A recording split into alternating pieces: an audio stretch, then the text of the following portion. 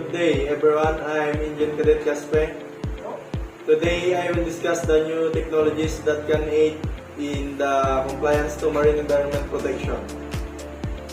There are several technologies that help ensure compliance with marine environmental protection regulations. These technologies help monitor, prevent, and mitigate pollution while promoting sustainable maritime activities. Some key technologies include: number 1, AI-powered under robots for hull cleaning.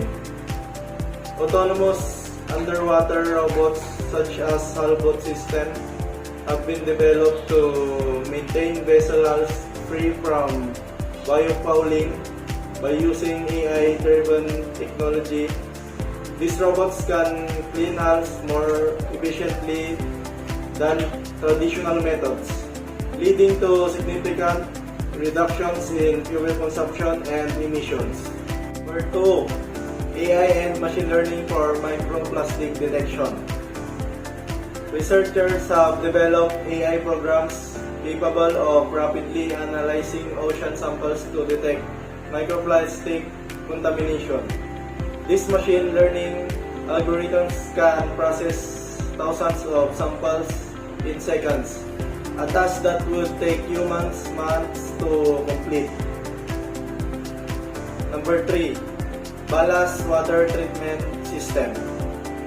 To prevent the spread of invasive species, ballast water treatment systems use filtration, UV radiation, or chemical treatment to sterilize ballast water before discharge. Required under the IMO Ballast Water Management Convention. Number 4, oil spill detection and response technologies, satellite and aerial surveillance. Uses radar and optical sensors to detect oil spills. Autonomous underwater vehicles, used to monitor underwater oil spills and detect leaks from pipelines or wrecked vessels. Number 5, emission control technologies. Exhaust gas cleaning system. The scrubbers reduce sulfur oxide emissions from ships, ensuring compliance with IMO MARPOL Annex 6. Liquefied natural gas,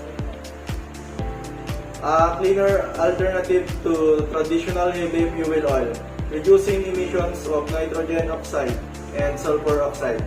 Number 6, hull cleaning and biofouling prevention, ultrasonic anti-fouling systems. Use sound waves to prevent marine organisms from attaching to ship hulls. Biodegradable coatings, reduce biofouling without using toxic chemicals that harm marine life.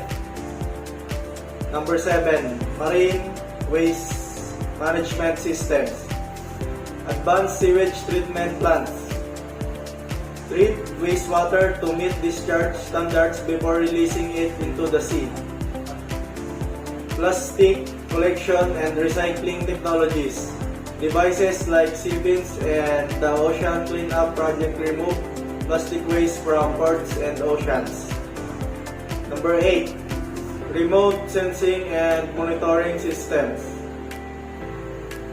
Automatic identification system track ship movements to ensure compliance with environmental zones and avoid illegal dumping.